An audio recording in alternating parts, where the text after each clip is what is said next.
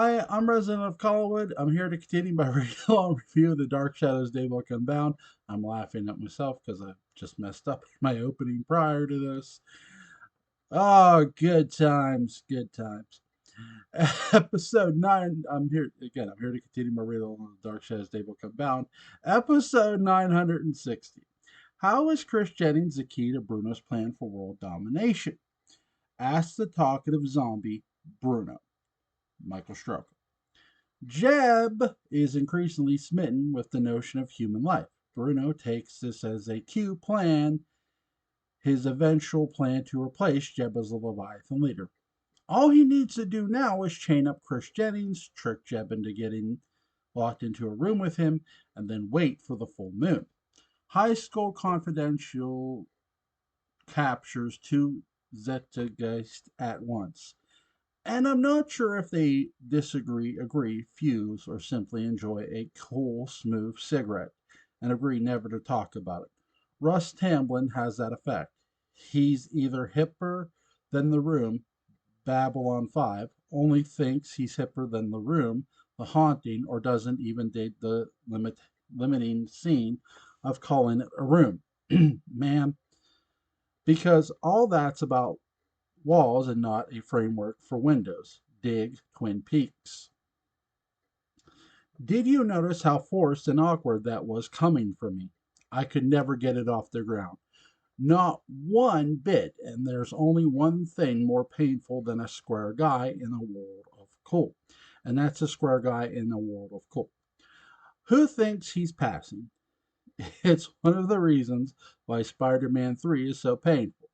Peter is projecting an image of cool that doesn't work because he has no idea what he's doing. Welcome to Spider Man 3 of Dark Shadows.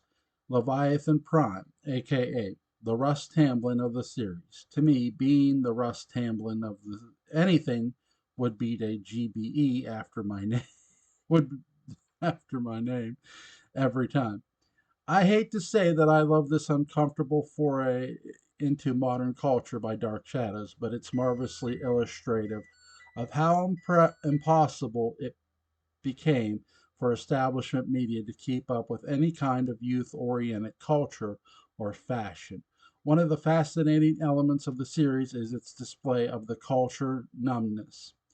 When it began just 31 months earlier, youth culture was driven by adult culture. JFK might have been 6 feet under, but Camelot still drove fashion. Sinatra was turning 50, but he was still in the prime of his comeback.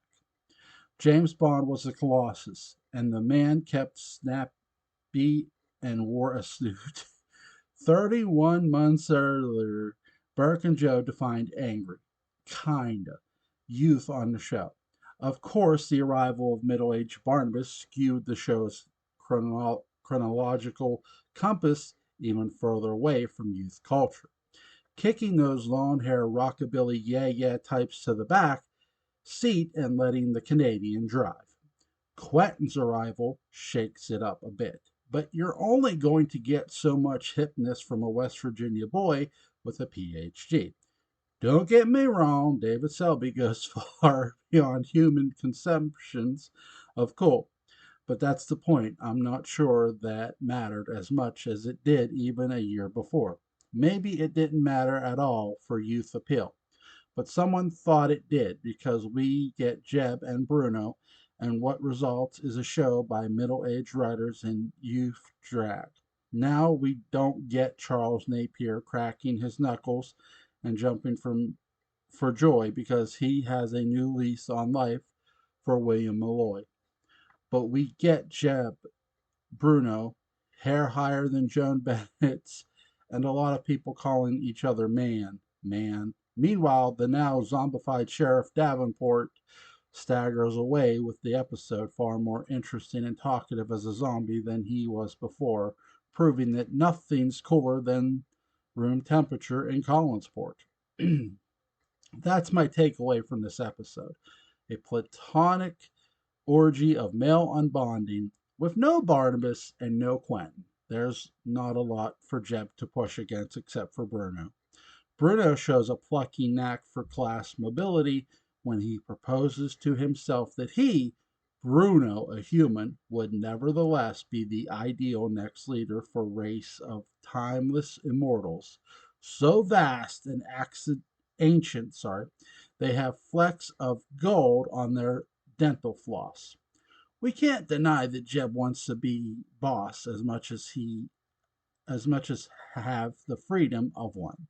But with Bruno on one side and Barnabas on the other, he's learning that management means having all the responsibility and none of the power. All he can do is threaten the frustrated management figure opposing him, one Roger Collins. Now that Roger is back from Lewis Edmonds' vacation, Edmonds represents the silent generation with a ferocity that rarely allow him. It's foreshadowing the establishment backlash to come. And given what a bullying lout Jeb can be, the establishment is sorely needed. And that's another dimension of showing hipsters by way of the unhip. Coal was redefining itself so quickly that even Roger Corman's youth epics expired seconds after the projectionist cracked open the cans. The angry establishment doesn't need to worry about any of that because it defines itself by its defiance of coal. The timing is predictably atrocious. Just when Diaz tries to find a sexy anti hero in the guise of a shaggy haired cult leader, Charles Manson became a walking wake up call that the 60s were over before they were over. The message: wear a tie, trim your mutton chops, and call Russ Tamblyn in situations like this. This episode hit the airwaves January 27th, 1970. Episode 965.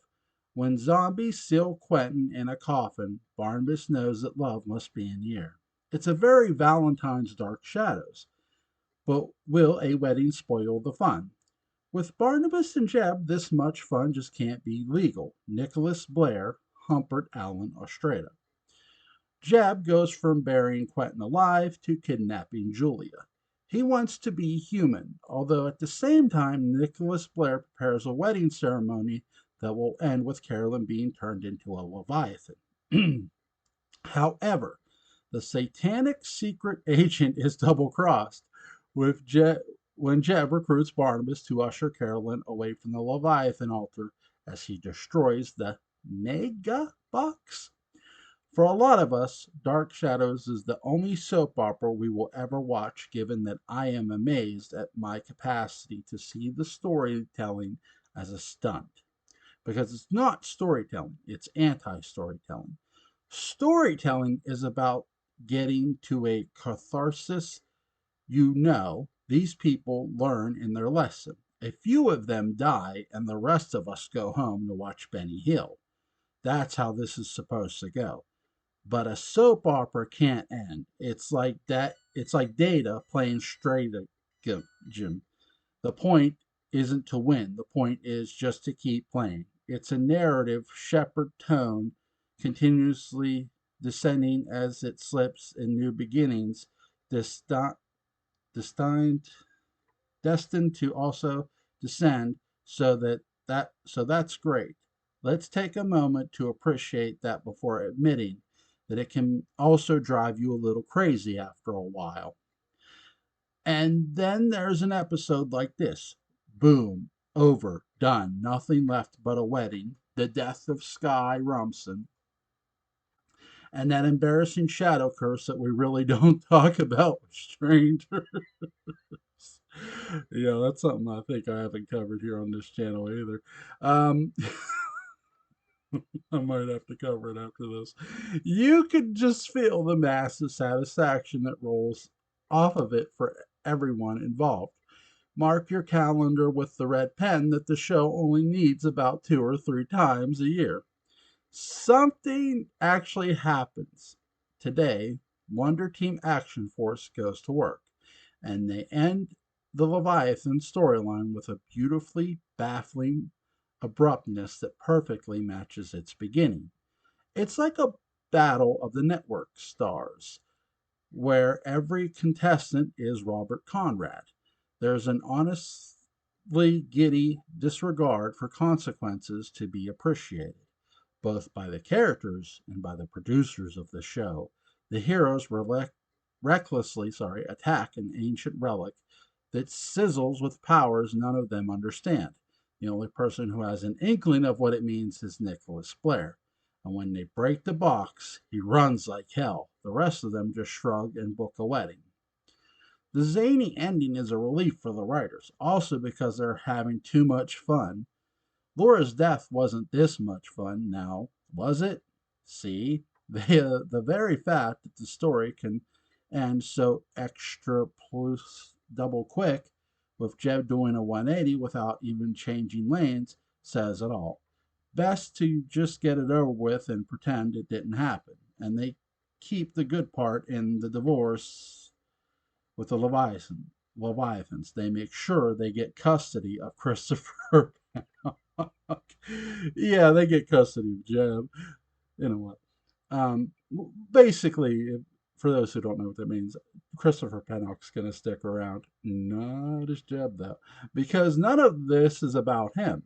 When you look at this in the overall life of the show, they are busy elevating Barnabas to the big screen, which is a clear statement of what they know Dark Shadows is, and what ultimately makes it work. Leviathan Shkamaятhan, baby. We're going to Hollywood. So, with that prospect in mind, we get a brief and daffy Viking funeral for everything else. The ball drops as Quentin is buried alive, which starts to happen so frequently, they might as well get his suit made by Libris at Whispering Glades. After all, the foot curls when Rigamoo sets in, Rigamortis, and he's buried alive by zombies, who are probably glad to have the company. But it's only two zombies today. He was kidnapped by about four zombies in the prior episode. What happened to the other two zombies? Were they only temps? Was there a budget cut? Did they not test well with other zombies? Were they booked on password? We will never know. Meanwhile, Jeb, who really hasn't had time to figure out who he is at all, decides he's going to be a human and kidnaps Julia to do biomedical the biomedical honors. Oh my god. Yeah. I can only imagine this is the most extreme breeze ever conceived. They did not cover this in medical school, but somehow he wants her to change him completely into another creature, one that's not a god. I mean, I'm not even sure Julia is qualified to perform a nose job. This is all very specialized stuff. But this was in the days of the HMO, and I guess anything, was possible. Why is he doing it? Why does any villain do any about face on dark shadows? Because they're in love, of course. That quintessential motive should be obvious to viewers by now. But they make the point again with absolute clarity just to make sure that no one is confused. It's like a teacher doing a review straight out of the test the day before. We are as grateful now as we were back in Enochen school. And it's a proper Leviathan wedding. You've been to a million of them traditional February outdoor main ceremony, and overseen, of course, by Humpert Allen Alstrada in a tasteful but quietly lively sequined gown. The bride, as is the way, is hypnotized by Humpert with his magical cigarette case, out of sight of the groom, of course. As the vows were exchanged, the groom grabs the celebrant's horned devil stick and beats the sacred relic into non existence.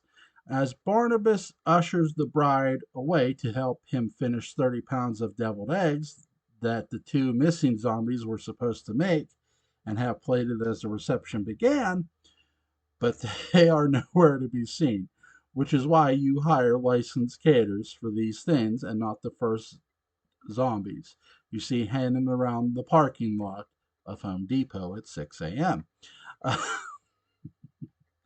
Then, as Humphrey flees the exploding altar, the groom clutches his abdomen with the realization that there was no prenup. The episode ends. Oh, but before that, those love tattoos show back up from 1795. One of them still on Catherine Lee Scott, by the way, who plays Maggie Emmons, and the other one on David Selby. That's who plays Quentin Collins, for those who don't know. So they declare love for each other for the sole reason that it's a very special episode. The whole thing is a hoot from start to finish, and I think it was supposed to be. The only thing missing Collinwood's favorite zombie, the reliable and suspiciously plump Chuck Morgan, who appeared yesterday and will appear again to tear apart Collinwood.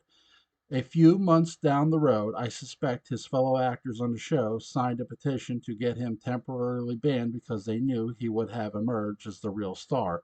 And to me, he is. Chuck makes for a magnificently unlikely zombie, so much that I actually researched him as the episode was going on, and I had heard that he was a wrestler. And by God, he was sometimes going by the name of Big Ben Morgan. Texan by birth, Morgan had show business in his unitard, also appearing on Broadway in Tea House of the August Moon. And in this case, I'm not pulling your leg, look it up. He's buried with his wife Vera in the cemetery in Chattanooga. I think a road trip is in my future. Care to tag along? I think there are some good stories to be discovered about this robust wrestler. So, all of this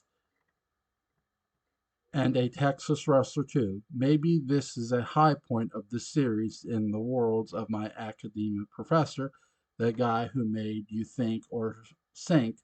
The more complex the mind, the greater the need for the simplicity of play. After following up the 1897 Collinsport exhibition of the future by making Barnabas a failed villain managing a rather waterlogged Armageddon, everyone deserves a last hurrah like this. Two grim movies, a nihilistic trip to parallel time dimensions, a harrowing 1995, the destruction of Collinwood, and a pre-hick victory over ultimate evil are all waiting in line.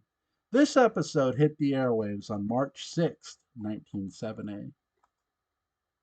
Part 3, Return. 1970 parallel time. The magic flight. Night has fallen over the great house of Collinwood.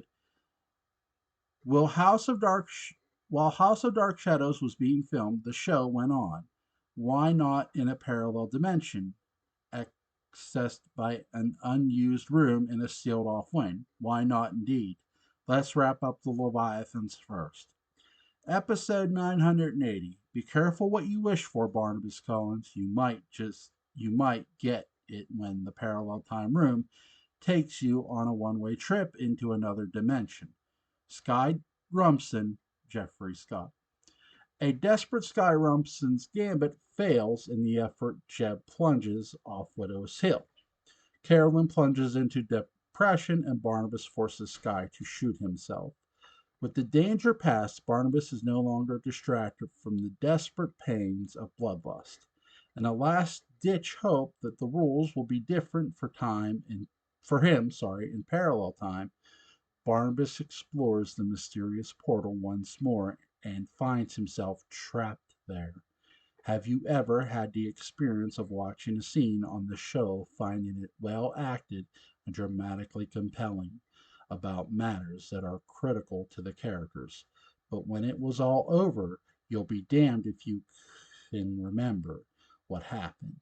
It seemed like something was happening. Everyone was behaving as if something were happening, and yet turn the corner and you're still at Worthington Hall. Masters of that particular medium are forced to do what I can only call a form of Zen anti writing. Everything has to matter, everything has to have dramatic dynamicism, but it must be limited to as little excuse me, real growth as possible. And it has to happen in the medium designed to be both constantly compelling and yet accessible by audiences who can't afford to be excessively distracted.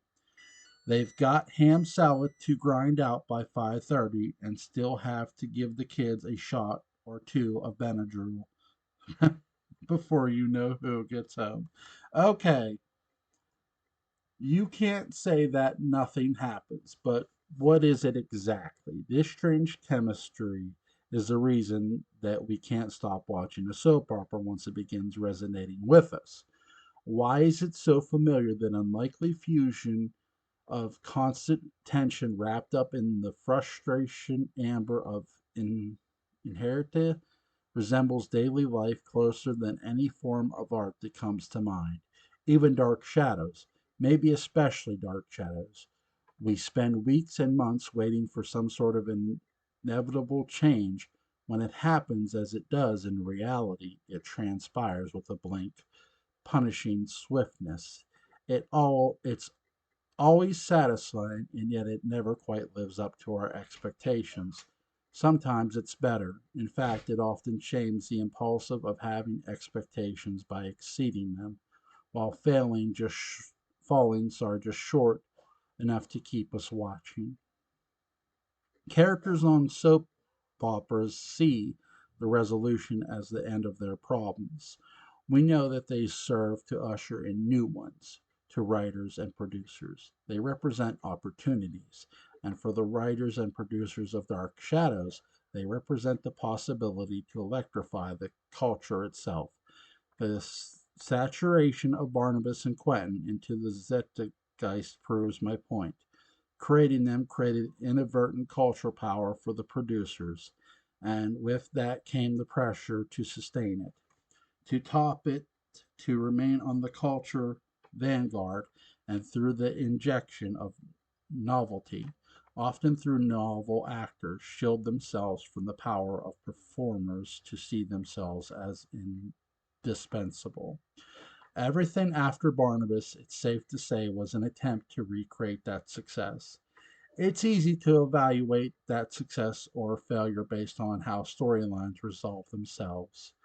If they ever even do, I think it's more interesting to look at beginnings and wonder about the aspirations within. Few transitions are as dramatic as this one.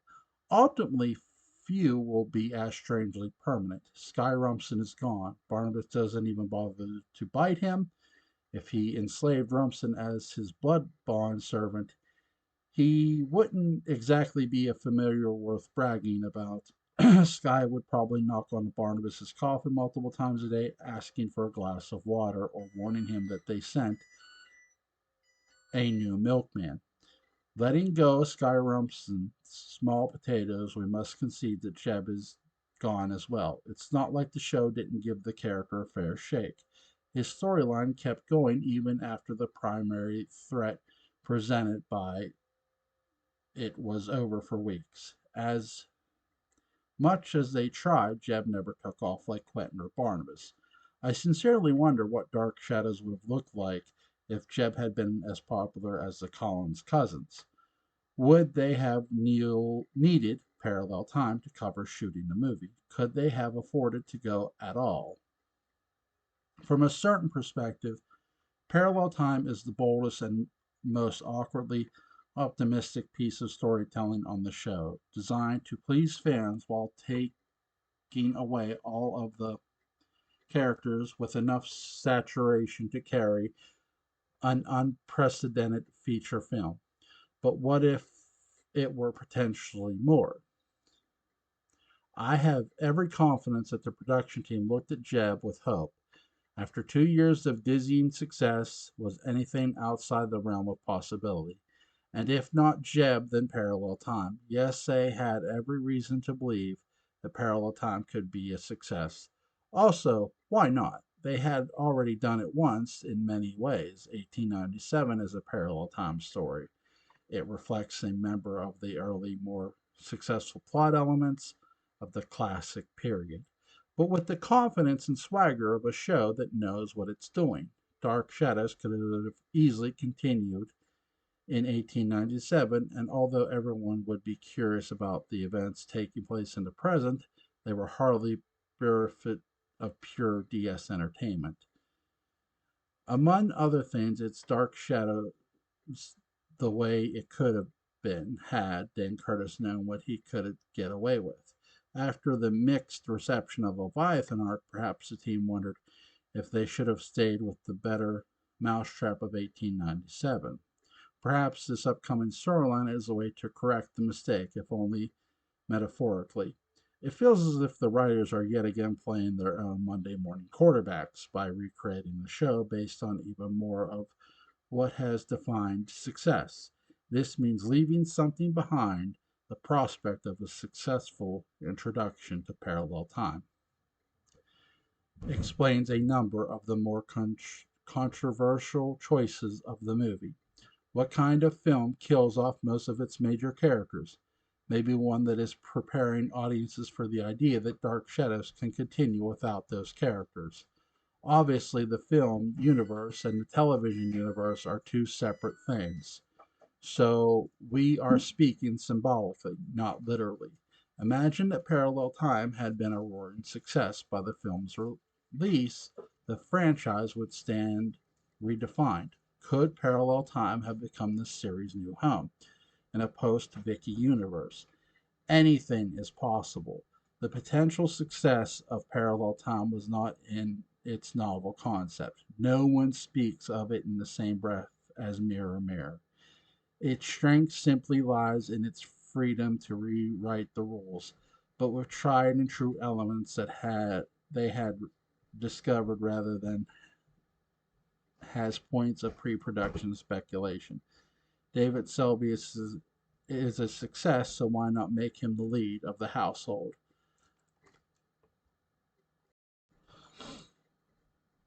I would certainly tune in. Catherine Lee Scott can clearly do more than just pour coffee, so what if she becomes the mistress of Collinwood, who is also a stranger, one who can view the mansion's antiques with the objectivity of an outsider. In other words, Victoria Winters on spiritual steroids. While Grayson Hall plays a tremendous best friend, she's too good as a villain to waste. So let her do what she does best, at least what she does best when not in gypsy drag, and look at how much more capable and intelligent they allowed Willie Loomis to become, while Parallel Time allows for that also. Rounding out the ensemble, you have an Angelique who is deservedly a point of attention for everyone rather than the other woman.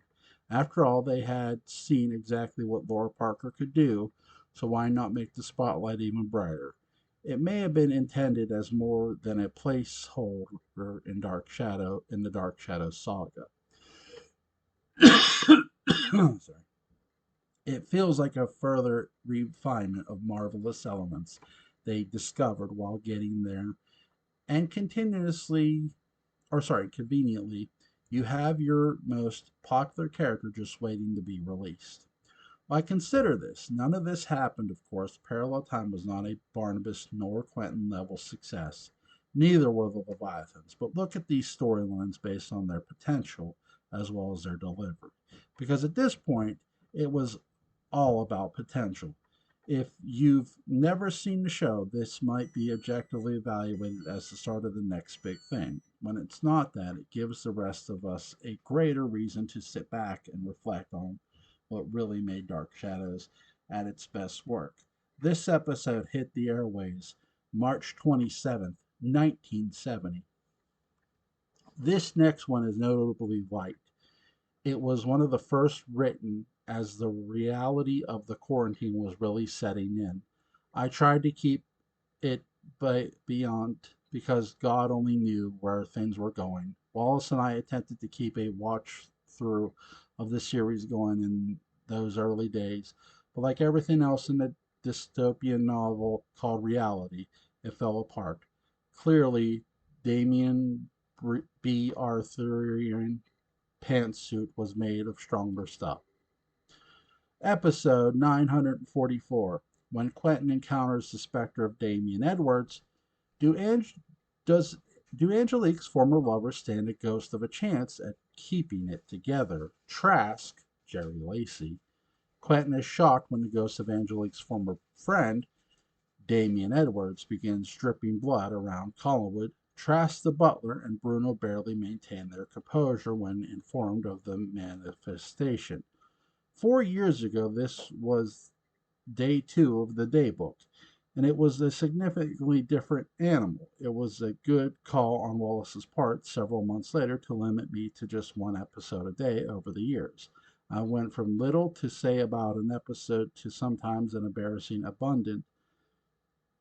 I often wondered if I would run out of things to talk about regarding the show, and the notion is absurd. The real star of this one is Damien Edwards' suit. That may actually be true. The remarkable thing is the fact that this tight, haunted episode does not need a fantastic costume or two to eclipse it. With the exception of Amy's appearance at the end, it's a masculine episode, as much as one can be when the costume department raids B. Arthur's closet. Which, come to think of it, it's pretty butch.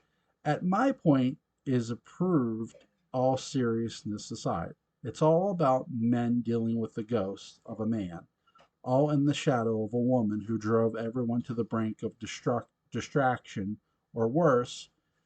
After all, when you see a frosted glass on dark shadows, you know it's getting broken. And when you see someone named Trask break it, you know that the worst is in the offing. It's a tight mystery, with David Selby showing what must have been refreshing nuance for his bellicose character in parallel time, especially with Michael Stroker's Bruno, who likewise puts in one of his subtle, most believable turns in the role. Selby plays his notes subtly and close to the vest, but not so close that we, as invisibly confidants, don't have an idea what's in his mind. He's playing the most chuckle-cold character this side of Mallory play. And now that Angelique's dead and Maggie is in a fit elsewhere, he has the pleasure of slow roasting his rivals. Even the horror of a bleeding ghost is obscured by a delight at what that means for 70 or 80 other lovers. It's about time they shared in the paranoia. Come on in, fifth battalion. The water's awful. I always enjoyed Jerry Lacey's too brief turn as Trask, the butler, showing a kind of nervous and tight professionalism that introduces a new type of domestic at Collinwood, and one we never realized was sorely missing. Of course, he has confidence. He's got the only denift costume in the installment. The rest are sporting either Collinwood's most quietly outlandish, or in the case of Quentin's brown shirted nightmare, ugliest ensembles on the show. I can only assume that most older lost a bet with Denise Nickerson and she got to pick out the ducks. With all of the restraint someone her age would show at catering. Is it a glorious, or sorry, is it as glorious as a craft service table equipped by pharaohs? Dare I say it, even more so. First, sorry, it's clear that Michael Stroker hair so high, I imagine him inflating it by blowing into his thumb like a cartoon character, appears like he's wearing one of Maggie's vests and turtleneck numbers, she sports as the governess in primary time, which may be why he never stands in the episode. I'm sure he was winning games, but he's no Catherine Lee Scott. Apologies for objectifying both, but when the latest from junior some sophomore Histercats fits wear it. Damon Edwards' outfit is truly the astounding star here, though a futuristic jacket belted with two buttons on a sash sans lapel makes him look like Alan Sir's auditioning to play a Bond villain. This is over a shirt with a collar wider than most major home appliances of the age. Accessorized by a scarf that would be the envy of even the great late DeForest Kelley, it's an outfit that could only have some about by Roddy McDowall. Custom cons, Costume John Saxon in a failed Gene Roddenberry pilot. And that's where I want to live. Only a bachelor ghost could have the silent swagger commensurate to carrying off such a suit, and it's an amazing snapshot of fashions they were sure would take off and carry us into a glorious future. It's impossible to watch the episode and not be carried there. Also, and Dark Shadows penchant for showing us a past that never quite was is finally matched by the suggestion of a present that should have been. This episode hit the airwaves on April 16th, 1970. Okay, guys, I'm going to stop right there. When I come back, I'm going to do episode 1409. Um, Link to where you can go get the Dark Shadows Daybook Unbound is in the description box. You guys have a good day.